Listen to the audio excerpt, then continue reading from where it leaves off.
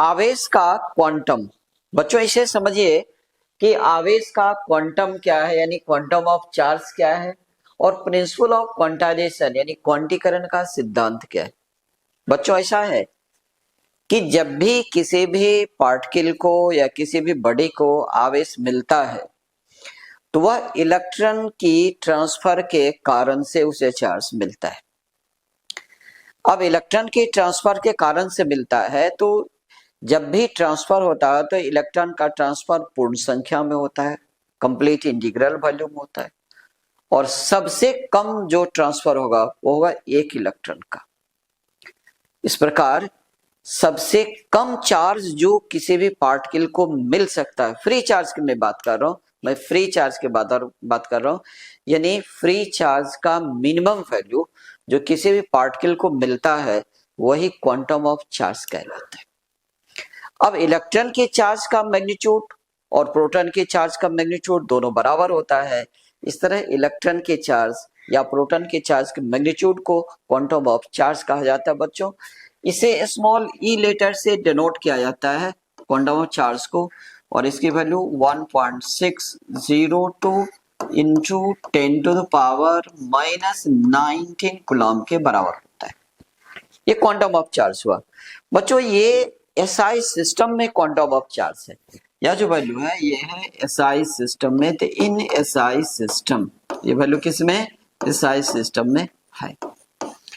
अब ऐसा है कि क्वांटम ऑफ चार्ज की जो वैल्यू है इसे इलेक्ट्रोस्टैटिक सिस्टम में, इलेक्ट्रोस्टैटिक यूनिट के सिस्टम में भी पूछा जाता है और इलेक्ट्रोमैग्नेटिक यूनिट के सिस्टम में पूछा जाता है। और फिर ये जो इलेक्ट्रोस्टैटिक यूनिट होता है चार्ज का, वही उसकी सीरियस यूनिट भी होता है। अगर आप देखें कि चार्ज की सीरियस यूनिट में इसकी वैल्यू को अगर आप देखेंगे तो ये 4.76 इंटू 10⁻⁻10 स्टेट कूलम कहेंगे बच्चों, या ESU हम लोग इसको कहते हैं। स्टेट कूलम इसके चार्ज का वैल्यू होता है।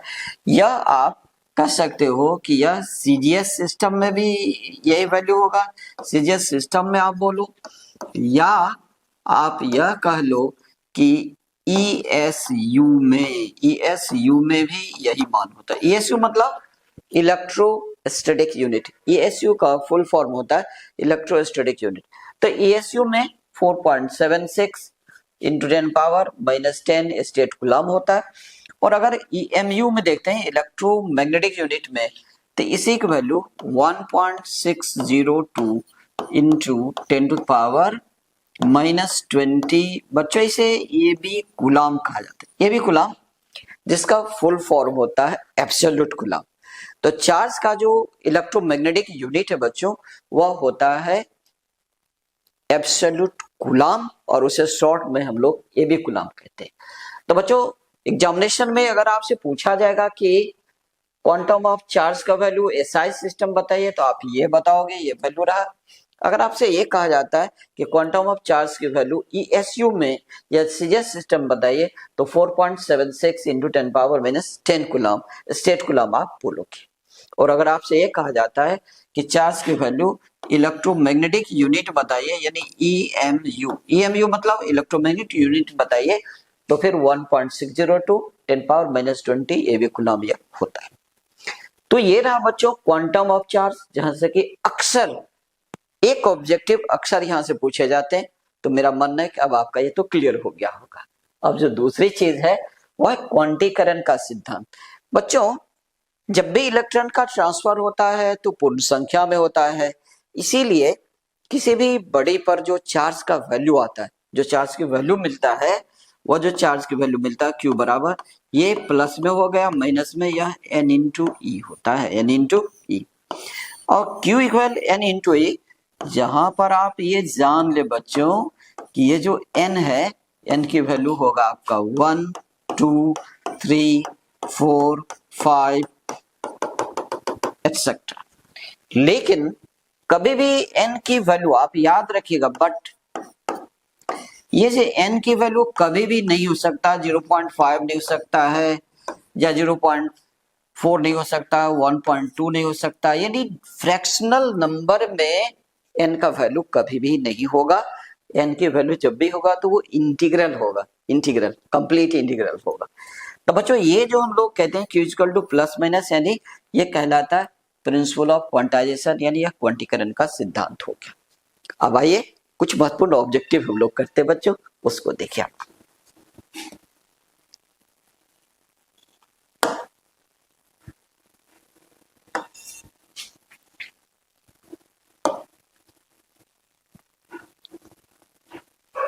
अब आप देखिए बच्चों, आपके सामने में ऑब्जेक्टिव मिल रहा है, वो है आपका क्वांटम ऑफ चार्ज इज, आवेश का क्वांटम होता है।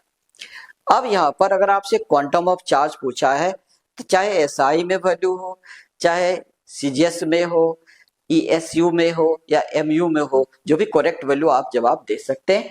तो आप तो समझ गए होंगे कि यहाँ पर जो वैल्यू है चार्ज का एसआई सिस्टम में 1.6 10⁻⁻19 कूलम होता है। तो आप इसमें टिक लगेंगे, ये आपका सही आंसर हो गया।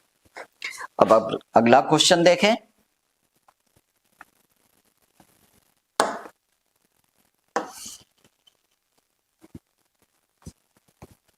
अगला क्वेश्चन देखिए, आवेश का क्वांटम ईएसयू में होता है।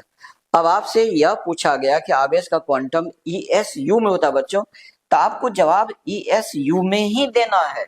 ईएसयू में, ईएसयू मतलब इलेक्ट्रोस्टैटिक यूनिट में। तो बच्चों आप देखें, ये तो नहीं होता है, यह तो एसआई सिस्टम का वैल्यू है, ये आपका ईएमयू का वैल्यू है। और आप देखें, अभी मैंने आपसे बताया था 4.76 इंटू 10⁻10 स्टेट कूलम, तो ये रहा ईएसयू में वैल्यू। तो ये क्वेश्चन कई बार बोर्ड एग्जामिनेशन में पूछा गया है, कंपटीशन में भी पूछता है कि चार्ज का वैल्यू, क्वांटम ऑफ चार्ज का वैल्यू ईएसयू में होता है। तो आप इसका जवाब देंगे 4.76 10⁻10 स्टेट कूलम। अब आइए जरा अगला क्वेश्चन को हम लोग देखते हैं। अगला क्वेश्चन है कि quantum of charge in EMU is. अब बच्चों आपसे ईएमयू में पूछा गया है, एसआई सिस्टम नहीं पूछा गया है और ना ही सीजीएस सिस्टम में पूछा गया है, बल्कि चार्ज का क्वांटम का वैल्यू जो है ईएमयू में पूछा गया है। तो बच्चों ईएमयू में तो आपको मैंने अभी जस्ट बताया था, ईएमयू में कितना होता, तो 1.6 इंटू 10⁻⁻20 ये भी coulomb, that mean absolute coulomb. ये आपका सही आंसर हो गया। आइए अगला हम लोग देखते हैं।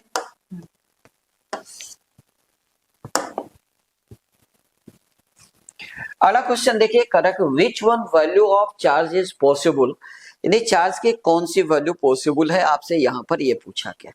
तो बच्चों जब भी आपसे पॉसिबल चार्ज की वैल्यू पूछा गया है, तो फ्री चार्ज का जो पॉसिबल वैल्यू तो वो पूछा जाता है, तो आप तुरंत चेक करेंगे कि क्या क्वांटाइजेशन का प्रिंसिपल लागू हो रहा है या नहीं हो रहा है।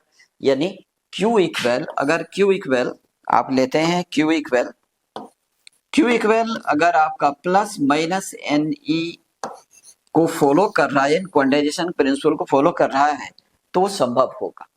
आप देखें ये जो वैल्यू है, अगर इस वैल्यू में n की वैल्यू निकालिएगा, n इक्वल, ये जो क्वांटाइजेशन का प्रिंसिपल है इसके अनुसार से n इक्वल जब निकालिएगा तो Q इक्वल E हो जाएगा क्वांटम ऑफ चार्ज, ये होगा आपका प्लस माइनस, यानी प्लस माइनस E।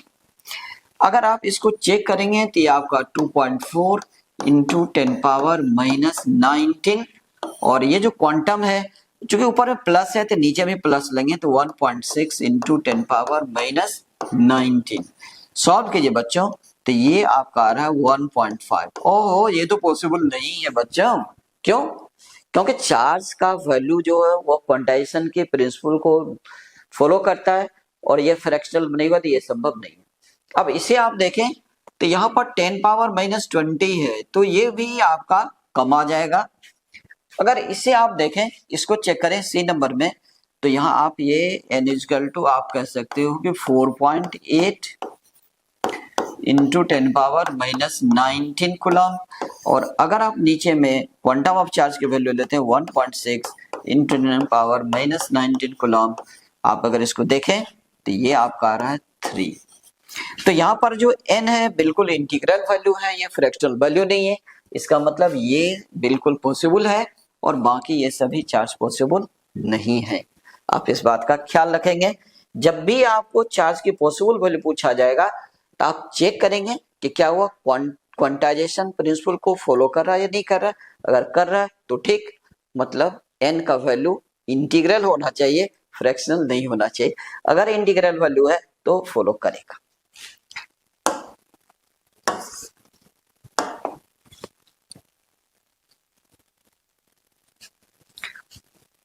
तो ये रहा बच्चों इंपॉर्टेंट ऑब्जेक्टिव।